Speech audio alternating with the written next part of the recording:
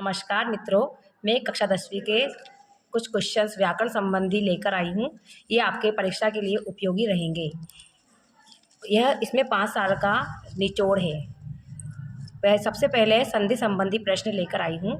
उसमें मनोरथः शब्द, इसका संधि विच्छेद रहेगा मनः धन रथः।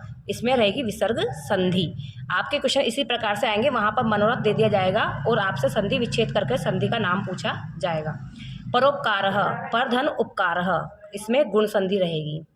जगदीशः, जगत धन ईशः, त में हलंत रहेगा इसलिए, और हलंत रहने से यहाँ पर व्यंजन संधि जगदीशः। विद्यालयः, विद्याधन आलयः, इसमें दीर्घ संधि रहेगी, दीर्घ स्वर संधि। सज्जनः, सत प्लस जनः, सज्जनः, व्यंजन संधि। गणेशः, गणधन ईशः, गुण संधि। सो अस्ति, सह धन अस्ति, यहाँ विसर्ग संधि रहेगी। और आप यहाँ पर पूर्व रूप संधि भी कर सकते हैं क्योंकि यहाँ अवग्रह आया है। पूर्व रूप संधि में सो धन अस्ति, इसका संधि विच्छेद रहेगा। चिदानंदः, चित धन आनंदः, त में हलंत आने से यहाँ पर व्यंजन संधि। रामोदार्यम, राम धन औदार्यम, यहाँ वृद्धि संधि रहेगी। नमस्ते, नमः धन ते, विसर्ग संधि। ये इंपॉर्टेंट है, ये हमेशा आता है पेपर में। तत्शिवः, तद धन शिवः, व्यंजन संधि। पवनः, पो धन अनः, अयादि संधि रहेगी यहाँ पर। वधुत्सवः, वधु धन उत्सवः, दीर्घ संधि। यहाँ पर बड़ा ऊ और छोटा ऊ मिलकर बड़ा हुआ है, यहाँ पर दीर्घ संधि है। अत्याचारः, अति धन आचारः, यण संधि। यण संधि में हमेशा य और व वर्ण के आगे हलंत व्यंजन आता है। मनोहरः, मनः धन हरः, विसर्ग संधि। महर्षि, महाधन ऋषि, यहाँ गुण संधि रहेगी। पितुर्ग्रहम, तो पितुः धन गृहम, विसर्ग संधि। शिवो वंद्यः, शिवः धन वंद्यः, विसर्ग संधि। इस प्रकार आपके संधि संबंधित कुछ क्वेश्चन यहाँ पर रखे गए हैं। ये आपकी परीक्षा के लिए उपयोगी रहेंगे। फिर आता है आपका समास संबंधी प्रश्न। पहला प्रश्न है राम कृष्णौ, इसका समास विग्रह होगा रामश्च कृष्णश्च, और जहाँ पर च लग जाता है वहाँ द्वंद्व समास कहलाता है। इसका आप एक समास विग्रह और कर सकते हैं, रामः च कृष्णः च। दो प्रकार से इसका समास विग्रह किया जा सकता है। चोर भयम, चोरात भयम, यहाँ पंचमी तत्पुरुष समास रहेगा। पीताम्बरः, पीतम अम्बरम यस्य सह, बहुब्रीहि समास यहाँ पर है। अगर यहाँ पीताम्बरः की जगह पीताम्बरम आ जाता है तो यहाँ कर्मधारय समास रहेगा, क्योंकि वहाँ पर विशेषण विशेष्य का भाव रहता है, तो वहाँ समास विग्रह होगा पीतम अम्बरम, और उस प्रकार आपका वहाँ कर्मधारय समास बनेगा। अनुरूपम, इसका समास विग्रह रहेगा रूपस्य योग्यम, और अव्ययी भाव समास रहेगा इसमें। त्रिभुवनम, जहाँ संख्यावाची शब्द आते हैं वहाँ द्विगु समास होता है, और इसका समास विग्रह रहता है त्रयाणाम भुवनानाम समाहारः इति। कृष्णाश्रितः, कृष्णम आश्रितः, इसका समास विग्रह है कृष्णम आश्रितः, और नाम रहेगा द्वितीय तत्पुरुष समास। पंचवटी, पंचानाम वटानाम समाहारः इति। इस प्रकार यह भी संख्या होने से यहाँ पर संख्यावाची शब्द आगे आगे आया है, इसलिए यहाँ द्विगु समास है। महापुरुषः, महान च असो पुरुषः, महान है जो पुरुष, इसमें है कर्मधारय समास। यथाशक्ति, शक्तिम अनतिक्रम्य, इसमें अव्ययी भाव समास है। अव्ययी भाव समास में सबसे पहले अव्यय आता है, जैसे यथाशक्ति में यथा, ये अव्यय है, तो यहाँ अव्ययी भाव समास। लंबोदरः, इसका समास विग्रह रहेगा लंबम उदरम यस्य सह। लंबा है, इसका हिंदी अर्थ यदि अपन कहें तो बोलेंगे लंबा है उदर जिसका, अर्थात गणेश जी, और यहाँ बहुब्रीहि समास रहेगा। यहाँ किसी विशेष अर्थ को बताने से यहाँ बहुब्रीहि समास आया है। नीलोत्पलम, नीलम उत्पलम, इनकी यहाँ विशेषण विशेष्य का भाव आया है कि कमल कैसा है, वो नीला है, इसलिए यहाँ विशेषता बताई जाने से यहाँ पर कर्मधारय समास है। कर्मधारय समास में हमेशा विशेषता बताई जाती है, विशेषण विशेष्य का भाव यहाँ रहता है। प्रतिदिनम, दीनम दीनम इति प्रतिदिनम, यहाँ अव्ययी भाव समास है क्योंकि यहाँ पर प्रति अव्यय आया है। नियम संयमौ, नियमः च संयमः च, यहाँ च आया है, और यहाँ पर और, नियम और संयम शब्द का और लगाने से यहाँ पर द्वंद्व समास है। चंद्रशेखर, चंद्र शेखरे यस्य सह, चंद्रमा है शिखर पर जिसके वह, अर्थात शिवजी, और यहाँ विशेष अर्थ बताने से यहाँ बहुब्रीहि समास आया है। ये वेरी वेरी इंपॉर्टेंट है। माता पितरौ और इसका एक समासिक पद होता है पितरौ, दोनों ही यहाँ पर विशेष अर्थ रखते हैं। पितरौ मतलब भी माता और पिता आता होता है, और माता पितरौ भी माता च पिता च दोनों ही समास विग्रह एक, यानी कि पितरौ का भी समास विग्रह यही बनेगा और माता पितरौ का समास विग्रह भी यही बनेगा, और इसका होगा द्वंद्व समास। जलमग्नः जल में डूबा हुआ, जले मग्नः सप्तमी तत्पुरुष समास। ग्राम गतः ग्रामम गतः गांव को गया हुआ, यहाँ पर द्वितीय तत्पुरुष समास आया है। इस प्रकार आपके समास संबंधी प्रश्न भी संपूर्ण पूरे कर दिए गए हैं और यह परीक्षा के लिए बहुत ही उपयोगी रहेंगे। इसके बाद हमने रखे हैं प्रत्यय संबंधी प्रश्न। जैसे पहला है गुणवान। गुणवान में गुण शब्द यदि शब्द आता है और वान हलंत वाला आता है, वान या मान, तो वहाँ पर आप मतु प्रत्यय लगाएंगे। तो यहाँ पर है मतु प्रत्यय, शब्द आना चाहिए, धातु नहीं, शब्द आना चाहिए यहाँ पर। आदाय, आदाय में ल्यप प्रत्यय है, क्योंकि यहाँ पर आ उपसर्ग से दा धातु लगाई है और ल्यप प्रत्यय यहाँ पर प्रयोग किया है। हमेशा ल्यप प्रत्यय उपसर्ग से युक्त होता है। कर्तुम, इसमें क्रि धातु है और तुमुन प्रत्यय यहाँ पर लगाया। जहाँ भी तुम आएगा, तुम, कर्तुम, पठितुम, लिखितुम, वहाँ पर आपको तुमुन प्रत्यय लगाना है। दर्शनीयम, इसमें है अनियर प्रत्यय, धातु है दृश्य और प्रत्यय है अनियर। हसितुम, इसमें हस धातु से तुमुन प्रत्यय लगा करके हसितुम बना है।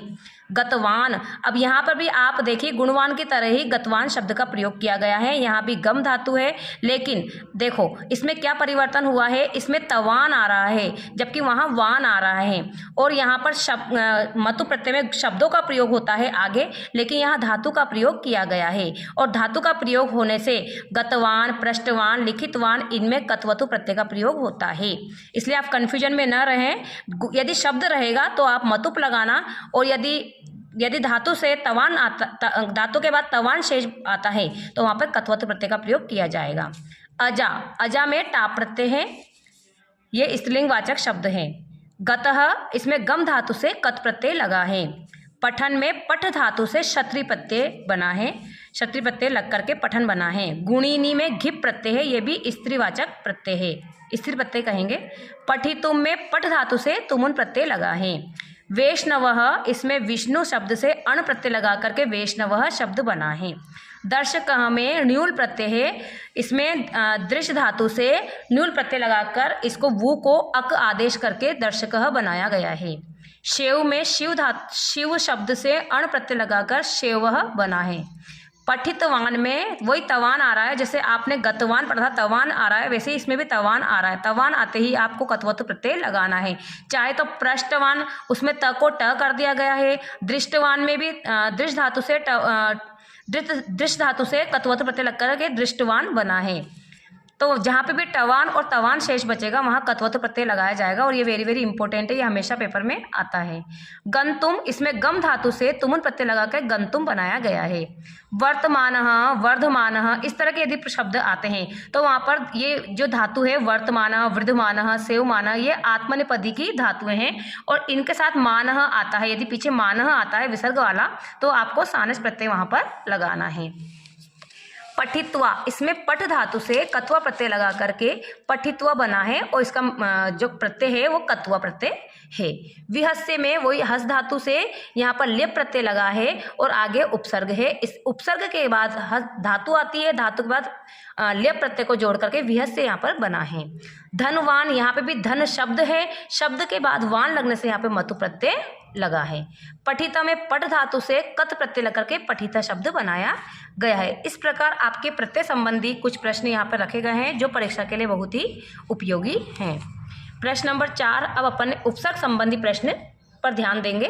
अधिकारः, यहाँ पर आपको पता चल रहा है कि अधि शब्द यहाँ पर आया है, अधि आने से यहाँ पर अधि उपसर्ग है, यानी इसमें अपन स्वयं ही इसको देख सकते हैं कि यहाँ पर जो भी आगे आगे शब्द हैं वही उपसर्ग में उपसर्ग कहलाते हैं। जैसे पराजय में परा उपसर्ग है, प्रयत्न में प्र उपसर्ग है, प्राचार्य में प्र उपसर्ग है, निर्धना में निर उपसर्ग है, अनुगमनम में अनु उपसर्ग है, संस्कारः में सम उपसर्ग है। इसी प्रकार संस्कारः, संस्कृति, है ना, इस तरह से आप संतोष, इस तरह से शब्द लेंगे और उसमें सम उपसर्ग लगा दिया जाएगा। निष्कलंक में निस उपसर्ग है, इसमें सलेट वाला जो होता है वो इसका उपसर्ग बनेगा। अनुभव में अनु उपसर्ग है, अत्याचार में अति उपसर्ग है, अपिधानम में अपि उपसर्ग है। अब कक्षा 10वीं में वहाँ पर आपको 4 ऑप्शन दिए जाएंगे और ऐसा भी पूछा जाएगा कि यहाँ पर कौन सा उपसर्ग नहीं है, या 3 अव्यय दे देंगे और एक उपसर्ग दे देंगे और आपसे पूछ लिया जाएगा कि इसमें उपसर्ग कौन सा है। इस तरह का प्रश्न आपके आएगा। प्रश्न नंबर 5 है अव्यय संबंधी प्रश्न। इसमें आपके या तो वाक्य से संबंधित प्रश्न आ जाएंगे या फिर 4 ऑप्शन में प्रश्न आते हैं। जैसे कुछ वाक्य हैं, जैसे तत्र शिवालयः अस्ति। यहाँ आपको ऐसा दे करके पूछा जाएगा कि यहाँ पर अव्यय कौन सा है, तो आपको देखना है शिवालय शिवालय शब्द जो है ये अव्यय नहीं है। यहाँ यह क्या है, किसी स्थानवाची शब्द का रूप शब्द है, और अस्ति जो है धातु क्रिया है। तो यहाँ पर आपको तत्र में ही तत्र अव्यय यहाँ पर आपको बताना है। मितम च सारम च वचो ही वाग्मिता। यहाँ पर च और च जो ये च दे रखे हैं ये अव्यय हैं। सदाचार एव परमो धर्म में एव अव्यय है। अहम श्वः ग्रामम गमिष्यामि में श्वः जो है वो अव्यय है। कच्छपः शनै शनै चलति। यहाँ पे कच्छप भी संज्ञा है, चलति भी क्रिया है, धातु क्रिया है, और शनै शनै यहाँ पर अव्यय है। विद्या माता इव रक्षति, ये बार बार आता है वाला वाक्य, इसमें आपको इव पर टिक करना है और एक इव ही अव्यय है यहाँ पर। अब 4 ऑप्शन वाले भी कुछ प्रश्न आते हैं, उनमें से मैंने कुछ अव्यय रखे हैं, ये आपके पेपर में आते हैं। कुछ अव्यय पद कुत्र, अपि, च, कदा, इदानीम, अत्र, सर्वदा, अद्य, एव और सर्वत्र। ये थोड़े से इंपॉर्टेंट प्रश्न शब्द हैं, तो आप देख लीजिएगा इनको। इसके बाद शब्द रूप संबंधी प्रश्न। इसमें इस तरह से पूछ लिया जाता है कि जैसे 4 ऑप्शन दे दिए जाते हैं और रमा शब्द डाल करके पूछ लिया जाएगा कि इसका विभक्ति या वचन बताइए। तो रमा शब्द की विभक्ति रहेगी प्रथमा विभक्ति, और ये एक वचन रहेगा। रमा शब्द स्त्रीलिंग है ना, स्त्रीलिंग में तो इस तरह बनता है रमा, रमे, रमाः। तो प्रथमा विभक्ति का एक वचन होता है रमा। रामस्य ये भी है ना, पेपर में पूछा गया है, 2-3 बार पूछा गया है। तो रामस्य शब्द जो है ये षष्ठी विभक्ति का एक वचन है। लतायाम शब्द जो है लता शब्द है इसका, और इसके सप्तमी एक वचन में ये लतायाम बनता है। नद्यः जो है तृतीय विभक्ति का एक वचन है। जिस प्रकार लता से लतिया बनता है, रमा से रमया बनता है, वैसे नदी से नद्या बनता है, तृतीया का एक वचन रहेगा। फलानी शब्द जो है ये नपुंसकलिंग है, और इसके रूप प्रथमा और द्वितीय विभक्ति में समान रहते हैं। बाकी जो तृतीया से लेकर सप्तमी विभक्ति तक होते हैं वो राम की तरह ही चलते हैं। तो ये फलानी जो शब्द है वो प्रथमा और द्वितीय विभक्ति में समान रहता है, और ये हमेशा बहुवचन रहता है। और प्रथमा और द्वितीय विभक्ति में जो ये एक वचन और द्विवचन होता है उसमें फलम और फले आता है, फलम, फले, फलानी। तो आपके जो ये पेपर में है वो फलानी शब्द है, और ये बहुवचन में इसका प्रयोग होता है। गृहात शब्द जो है वो पंचमी का एक वचन है, और ये भी स्त्रीलिंग है, तो इसका पंचमी एक वचन रहेगा गृहात।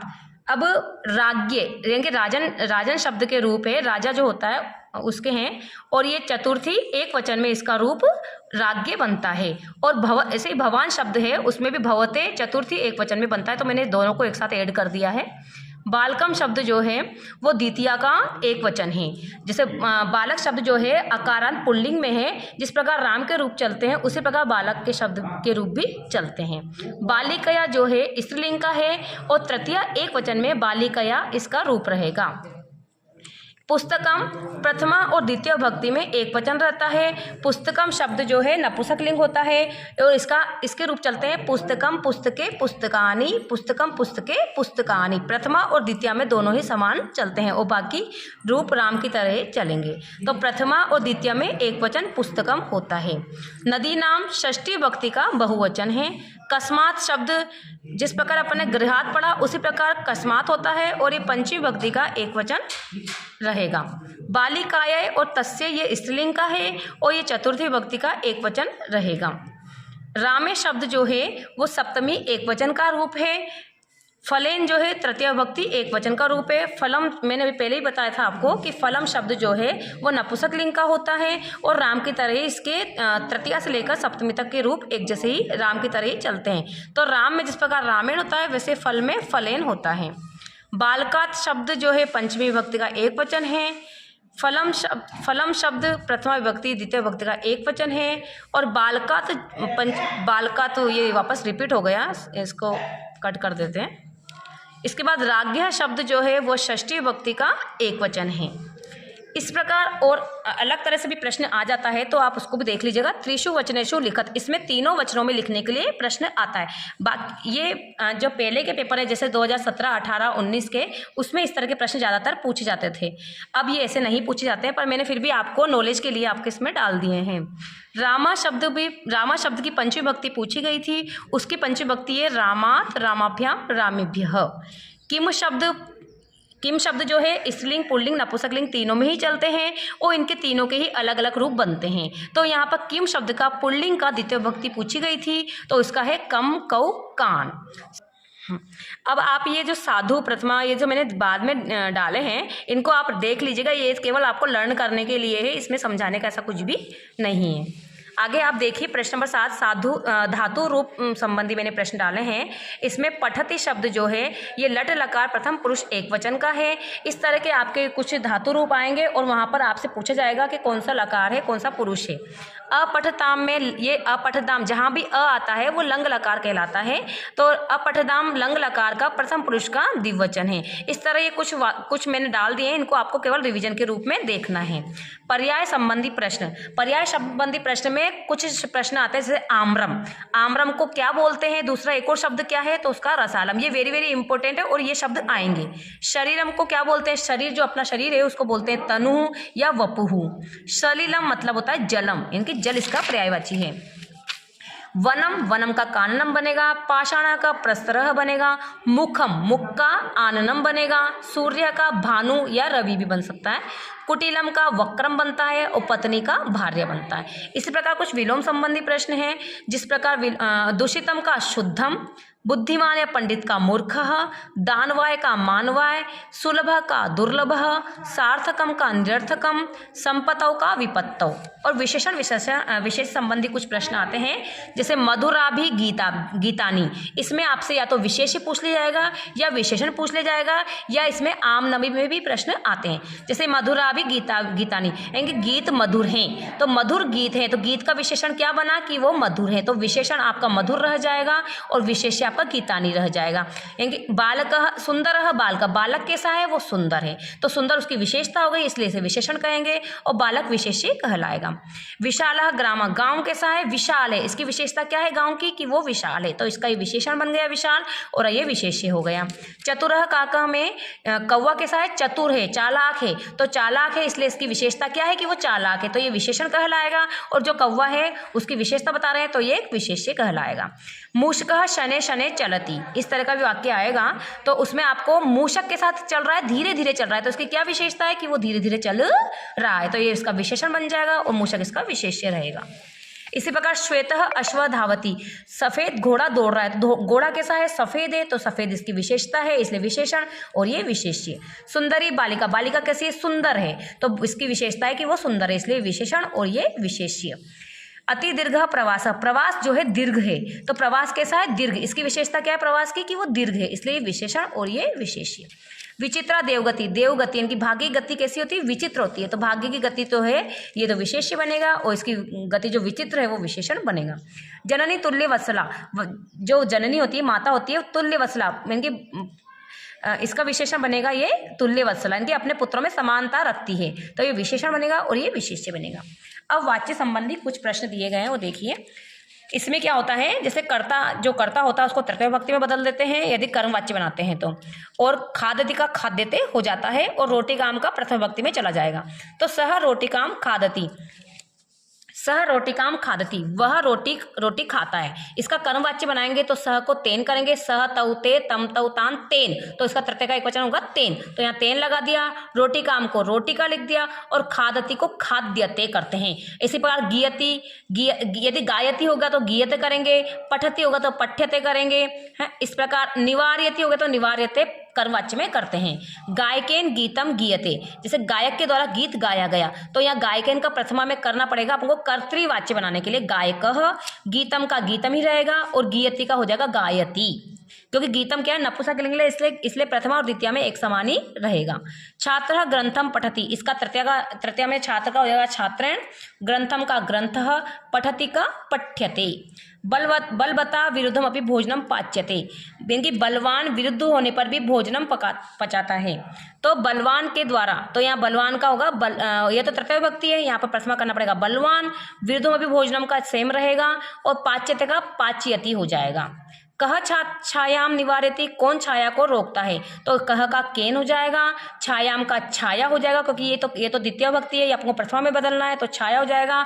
निवारयति को निवार्यते कर देंगे, यानी कि यहाँ पे हमेशा यते यते लगा देते हैं बाद में धातु से जोड़ करके। लतया गीतम गयते, यहाँ पे लतया का तृतीय है तो इसको प्रथमा में करेंगे, लता कर देंगे, ये कर्तृवाच्य है इसलिए लता कर देंगे। गीतम का गीतम ही रहता है, प्रथमा में द्वितीय में दोनों में समान रहता है। और गीयते को गायति कर दिया जाएगा। इस प्रकार लता गीतम गायति कर्तृवाच्य बन गया।